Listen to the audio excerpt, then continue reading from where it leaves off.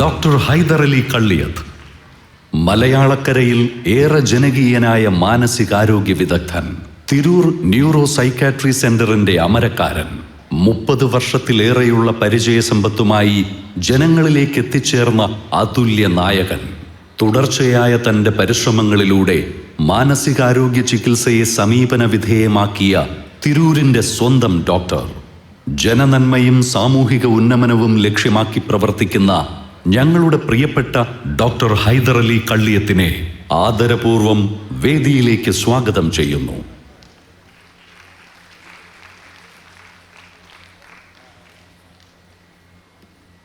പ്രിയമുള്ളവരെ, ഈ സദസ്സിലിരിക്കുന്ന വിശിഷ്ട വ്യക്തിത്വങ്ങളെ, എൻ്റെ പ്രിയപ്പെട്ട സഹോദരന്മാരെ, സഹോദരിമാരെ, വിദ്യാർത്ഥി സുഹൃത്തുക്കളെ, എല്ലാവർക്കും സ്വാഗതം. എ വാർ എഗെയിൻസ്റ്റ് 420 കൾച്ചർ, അതിൻ്റെ തീം പ്രസൻറ്റേഷനിലാണ് നാം ഇപ്പോൾ ഉള്ളത്. 420 എന്നാൽ എന്ത് എന്നൊരു ചോദ്യം നാം നമ്മോട് ചോദിക്കുകയാണെങ്കിൽ എന്താണ് നമുക്ക് അതിന് ഉത്തരം നൽകാൻ കഴിയുക എന്നാണ് നാം ആദ്യം ചിന്തിക്കേണ്ടത്. അത് ഒരു നശീകരണ സംസ്കാരമാണ്. അറിഞ്ഞോ അറിയാതെയോ യുവസമൂഹം അതിൻ്റെ ഇരകളാകുന്നു എന്നുള്ളതാണ് ഏറ്റവും വലിയ ദുഃഖം. അതുകൊണ്ട് തന്നെ ഈ സംസ്കാരത്തെ തിരിച്ചറിയുകയും വലിയ തോതിൽ അതിന് അധിക അംഗീകാരം ലഭിക്കുന്ന ഈ പ്രവണതയെ ഇല്ലാതാക്കാൻ പരിശ്രമിക്കുകയും ചെയ്യുക എന്ന ദൗത്യത്തിൻ്റെ ഭാഗമായിക്കൊണ്ടാണ് ഈ സമ്മിറ്റ് ഞങ്ങൾ സംവിധാനം ചെയ്തത്. ഇതുവരെ പിന്നണിയിലായിരുന്ന ഈ നശീകരണ സംസ്കാരം മറനീക്കി പുറത്തു വരികയും അതിവേഗം അത് സമൂഹത്തിൽ വ്യാപിക്കുകയും ചെയ്തു. സമൂഹത്തിന് ജീവൻ നൽകുന്ന സദാചാര മൂല്യങ്ങളെയും സർഗശേഷികളെയും ഈ സംസ്കാരം നശിപ്പിച്ചു കളഞ്ഞു. സംഘടിതമായ ശൃംഖലകളുടെ സംയോജിതമായ പ്രവർത്തനത്തിലൂടെ ലോകത്തിൻ്റെ ഏത് മൂലയിൽ നിന്നും മുക്കിൽ നിന്നും ഇതിൻ്റെ ഭാഗമാകാൻ കഴിയുന്നു എന്നുള്ളതാണ് ഏറ്റവും വലിയ അപകടം. അതുകൊണ്ട് തന്നെ മാനസിക ആരോഗ്യ ആചരണത്തിൽ ഈ നശീകരണ സംസ്കാരത്തെ കുറിച്ച് ബോധവൽക്കരണം ചെയ്യുക എന്നുള്ളത് ഞങ്ങളുടെ ധർമ്മമായി ഞങ്ങൾ കാണുന്നു. എന്താണ് 420 സംസ്കാരം ചെലുത്തുന്ന ആഘാതം? ഒരു സമൂഹത്തിൻ്റെ സ്വഭാവ രൂപീകരണ പ്രക്രിയയിൽ പ്രധാനപ്പെട്ട 3 ഘടകങ്ങൾ അതിൻ്റെ പങ്ക് വഹിക്കുന്നുണ്ട്. ഒന്ന്, ആ സമൂഹം തന്നെ. 2, ആ സ്വഭാവം സൃഷ്ടിക്കാൻ കാരണമാകുന്ന വസ്തു. 3, ആ സ്വഭാവത്തിൻ്റെ രൂപീകരണത്തിന് കാരണമാകുന്ന സാഹചര്യം. ഈ 3 ഘടകങ്ങൾ സംയോജിതമായി സംവദിക്കുമ്പോഴാണ് ഒരു സമൂഹത്തിൻ്റെ പൊതുവായ സംസ്കാരം രൂപപ്പെടുന്നത്, അല്ലെങ്കിൽ ഒരു പൊതുവായ സ്വഭാവം രൂപപ്പെടുന്നത്.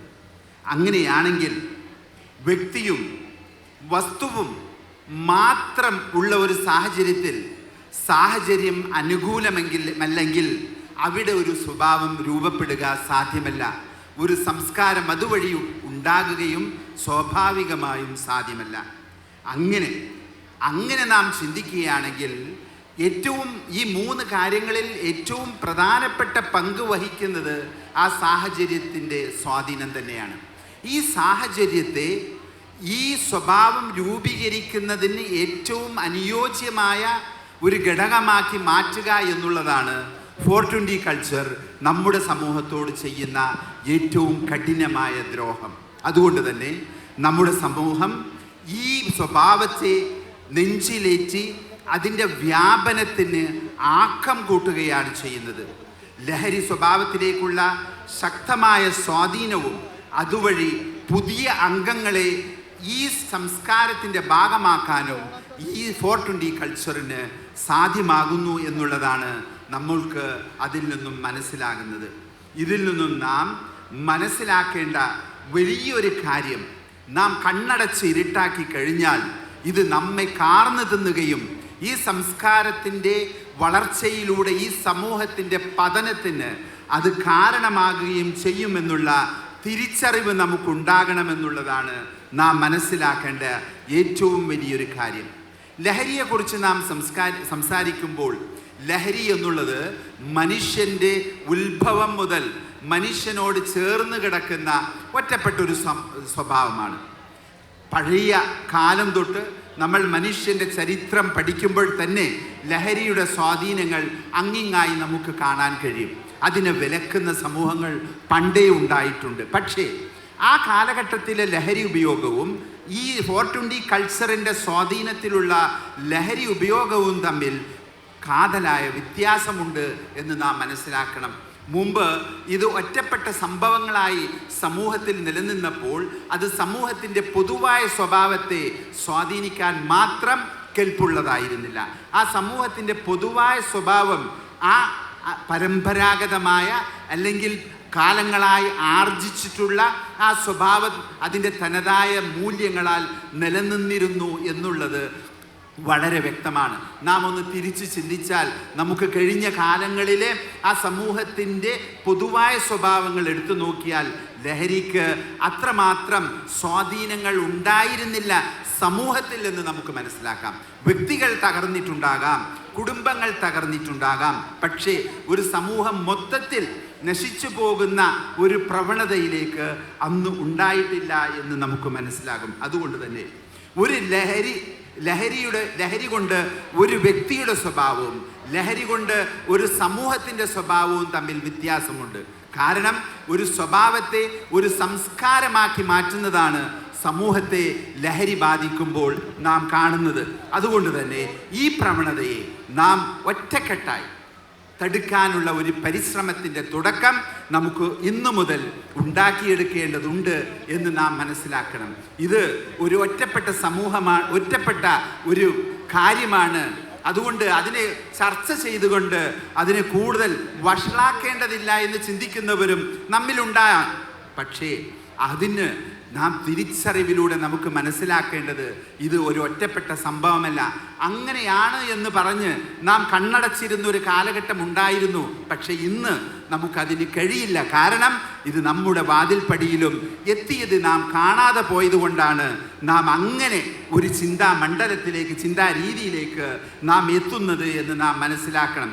ഈ സമൂഹത്തിൻ്റെ ഈ സംസ്കാരത്തിൻ്റെ വ്യാപനം ഒരു വ്യക്തിയിലൂടെ ഒരു സംസ്കാരത്തിലൂടെ അത് സാധ്യമാകുമ്പോൾ ആ സംസ്കാരത്തെ തടയുക എന്നുള്ളത് ഈ സമൂഹത്തിൻ്റെ ഭദ്രത ആഗ്രഹിക്കുന്ന എല്ലാവരുടെയും കർത്തവ്യമാണ് എന്ന് നാം മനസ്സിലാക്കണം. ചരിത്രത്തിൽ നമുക്കതിനുള്ളൊരു പാഠം കാണാൻ കഴിയും. ചൈന എന്ന രാഷ്ട്രത്തെ അധിനിവേശത്തിന് സാധ്യമാകാതിരുന്ന സാഹചര്യത്തിൽ ചൈനയുടെ സമൂഹത്തെ, ആ യുവസമൂഹത്തെ ഓപ്പിയം നൽകിക്കൊണ്ട് കീഴടക്കിയ ഒരു ചരിത്രം നമുക്ക് ചൈനയുടെ ചരിത്രം പഠിക്കുമ്പോൾ കാണാൻ കഴിയും. അധികം വിദൂരമല്ലാത്ത വെറും 200 വർഷത്തിൻ്റെ ചരിത്രത്തിൻ്റെ ഉള്ളിൽ ചൈന കടന്നുപോയ ആ ലഹരിയുടെ അടിമപ്പെടലിലൂടെ തകർന്നുപോയ ഒരു സമൂഹവും തകർന്നുപോയ ഒരു രാജ്യവും അതുവരെ പിടിച്ചു നിൽക്കാൻ കഴിഞ്ഞ ഒരു രാജ്യത്തിന് ബ്രിട്ടീഷ് അധിനിവേശത്തിന് മുമ്പിൽ കീഴൊതുങ്ങേണ്ട, അവിടെ തറപ്പറ്റി പോകുന്ന ഒരു അവസ്ഥ ഉണ്ടായത് ലഹരിയുടെ സ്വാധീനം ആ സമൂഹത്തിൽ പടർന്ന് പന്തലിച്ചപ്പോൾ മാത്രമാണ്. ഓപ്പിയം വാർ എന്നറിയപ്പെടുന്ന 2 ഓപ്പിയം വാറുകളിലും ചൈന സമൂഹത്തിന് ചരിത്രം പറയുന്നു ഒരിക്കലും തുല്യതയില്ലാത്ത കരാറിൽ, ട്രീറ്റിയിൽ അവർക്ക് ഒപ്പിടേണ്ടി വന്നു. ചരിത്രത്തിൽ തത്തുല്യമായ ഒരു പരാജയത്തിൻ്റെ ട്രീറ്റി അതല്ലാതെ വേറെ കാണാൻ കഴിയില്ല എന്ന് എഴുതി രേഖപ്പെടുത്തിയ ആളുകളുണ്ട്.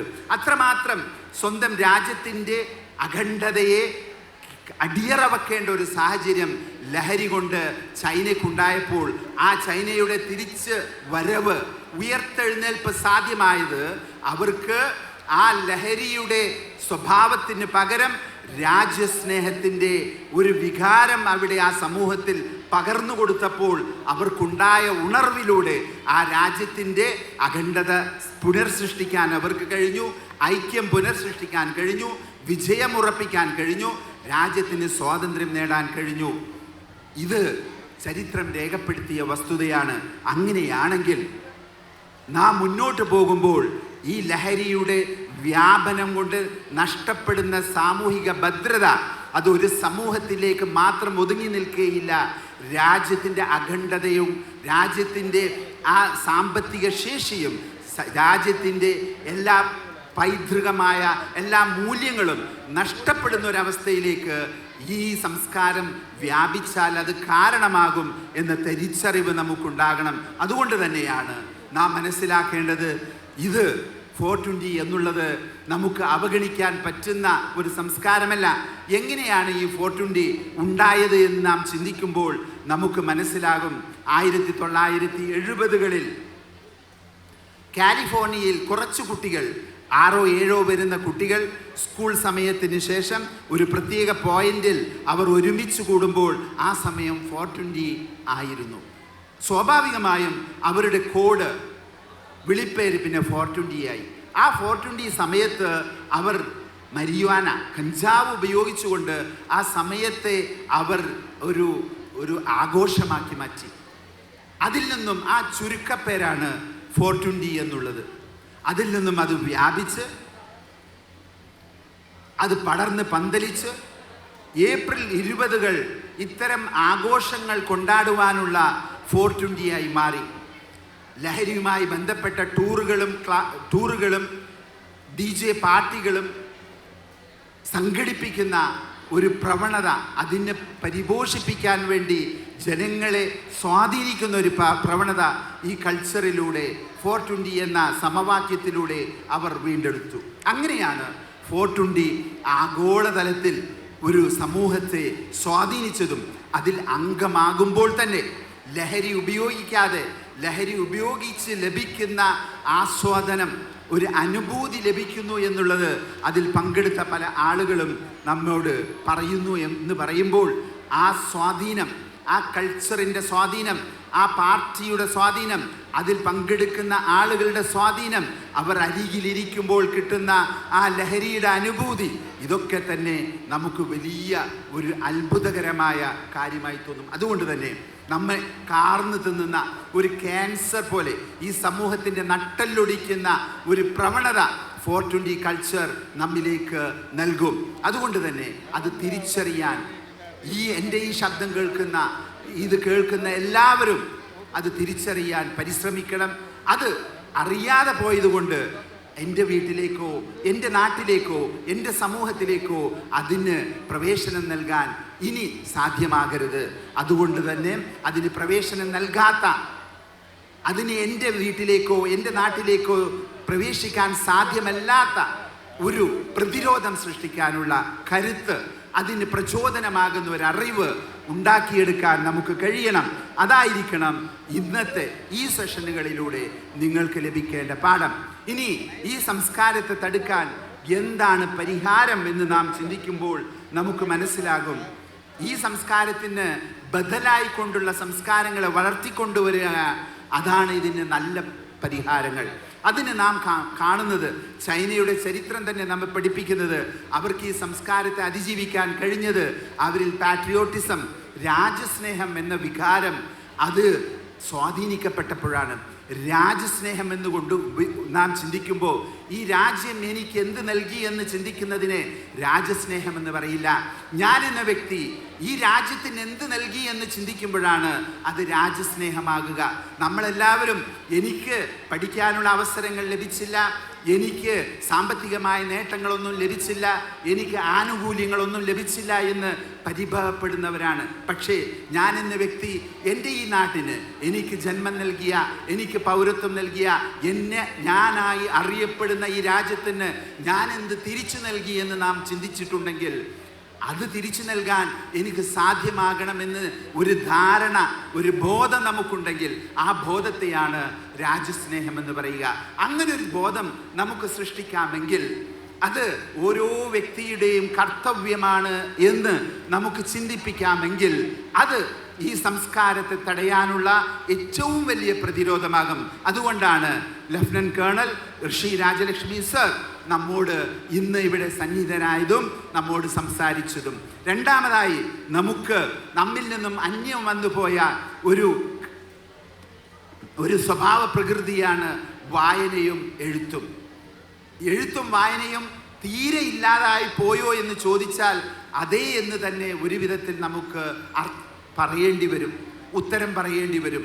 അത് തിരിച്ചു ഈ സമൂഹത്തിലേക്ക് കൊണ്ടുവരിക, അതിൽ നിന്നും കിട്ടുന്ന ആവേശം നമുക്ക് ജീവിക്കാനുള്ള ഒരു അഭിനിവേശമാക്കി മാറ്റുക, അങ്ങനെ ആ എഴുത്തും വായനയും തിരിച്ചു കൊണ്ടുവരാനുള്ള അങ്ങനെ ഈ സംസ്കാരത്തിനെതിരെ ഒരു പ്രതിരോധം സൃഷ്ടിക്കാൻ കഴിയുന്ന തരത്തിലേക്ക് നമ്മുടെ സർഗശേഷിയെ വളർത്തിക്കൊണ്ടുവരാൻ നമുക്ക് കഴിയുക എന്ന ദൗത്യമാണ് ബെന്യാമിൻ സാറിലൂടെ നാം ഇവിടെ നിർവഹിച്ചത്.